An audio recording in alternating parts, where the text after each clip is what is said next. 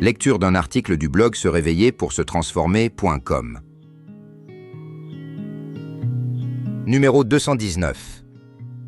Marcher comme un druide en forêt. Marcher comme un druide en forêt, n'est-ce pas une manière juste d'habiter le présent, pas après pas, dans la présence des plantes qui nous veulent du bien? Il arrive qu'un livre ne se lise pas seulement avec les yeux, mais avec le corps et le cœur.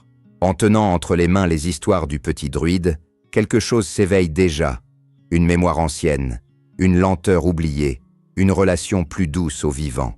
Ce livre ne raconte pas seulement des histoires, il ouvre un monde où la forêt enseigne, où les plantes accompagnent, où l'apprentissage passe par l'écoute. Marcher en forêt, dans cet esprit, devient un prolongement naturel de la lecture. Comme le jeune druide du récit, le marcheur contemporain entre sous les arbres sans chercher à maîtriser.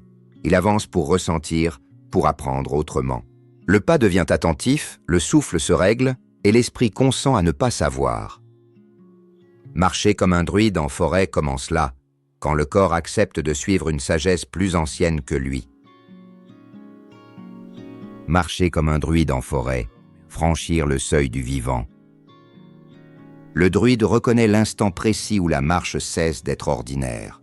Ce n'est pas un lieu particulier, mais un changement intérieur. Le sentier devient un seuil. La forêt n'est plus un décor, mais un cercle vivant. Chaque pas posé sur l'humus est une reconnaissance silencieuse offerte à la terre nourricière. Parfois, ce seuil pique un peu. Comme l'ortie au bord du chemin, il rappelle que l'entrée dans le vivant demande de l'attention. Le druide ne force pas le passage. Il apprend à observer, à ajuster son pas, à respecter ce qui brûle sans exclure. Un peu plus loin, une coque de noix craque sous la semelle, signe discret que la forêt nourrit aussi l'esprit, invitant à relier matière et pensée. Le druide marche lentement, non par contrainte, mais par respect. Il sait que la forêt se révèle à la mesure du pas. Trop vite, elle se tait. Trop bruyamment, elle se retire. Marcher devient alors un rite simple, sans geste spectaculaire, où le corps apprend à se rendre humble pour devenir réceptif.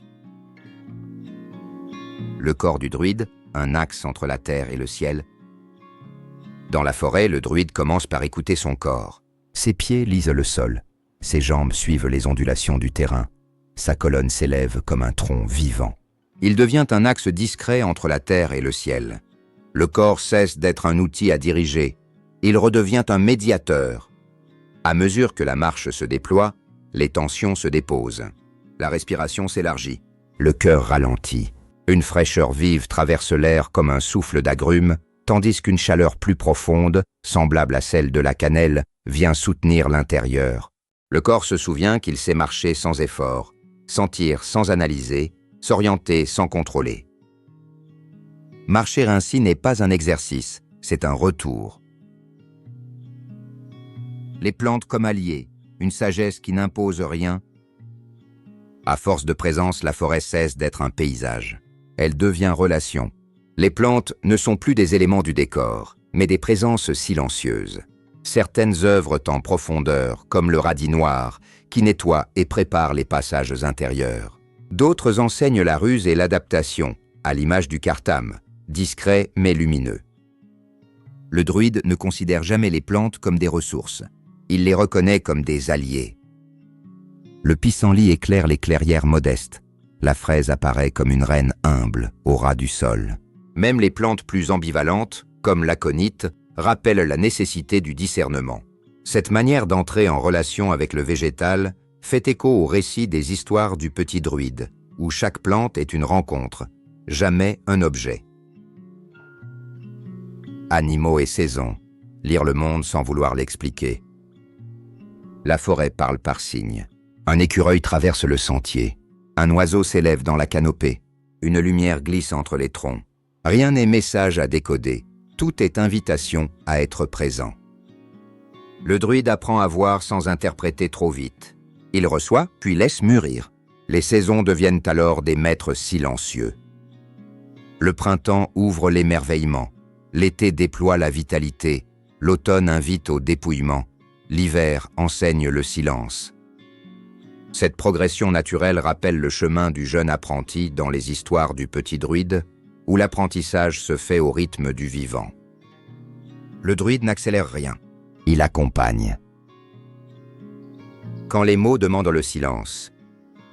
À ce point de l'écoute, quelque chose a peut-être déjà ralenti. Le regard ne cherche plus à comprendre, mais à sentir. Les mots ont cessé d'expliquer. Ils ont simplement indiqué une direction.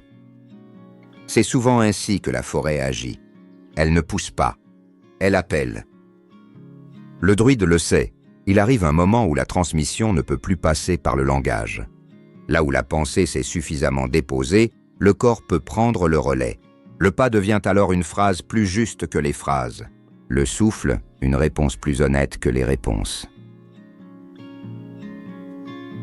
Si ce texte t'a accompagné jusqu'ici, ce n'est peut-être pas pour être refermé, mais pour être continué autrement.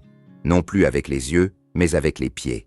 Non plus dans la compréhension, mais dans la présence. C'est dans cet esprit que j'ai conçu une marche initiatique guidée qui est disponible au téléchargement dans l'article du blog. Elle est à lire pas après pas sur le sentier. Elle n'approfondit pas ce qui vient d'être dit. Elle lui offre un espace où se déposer. La lecture devient marche. La marche devient écoute. Et l'écoute, transformation. Conclusion. Repartir sans emporter la forêt, mais en la laissant marcher en soi. Lorsque le pas s'arrête, comme lorsque le livre se referme, rien n'est vraiment terminé. Quelque chose continue, plus discrètement. Le druide ne quitte pas la forêt. Il apprend à la porter en lui, dans sa manière d'habiter le monde. Se réveiller pour se transformer ne demande ni certitude, ni méthode. Il suffit parfois d'avoir marché assez lentement pour que le vivant nous rejoigne. Marcher comme un druide en forêt n'est pas un retour en arrière, mais une manière juste d'habiter le présent, pas après pas, dans la présence. Merci d'avoir écouté ce podcast jusqu'à sa fin. Partagez vos pensées dans les commentaires, mais surtout portez-vous bien. Et soyez zen et relax.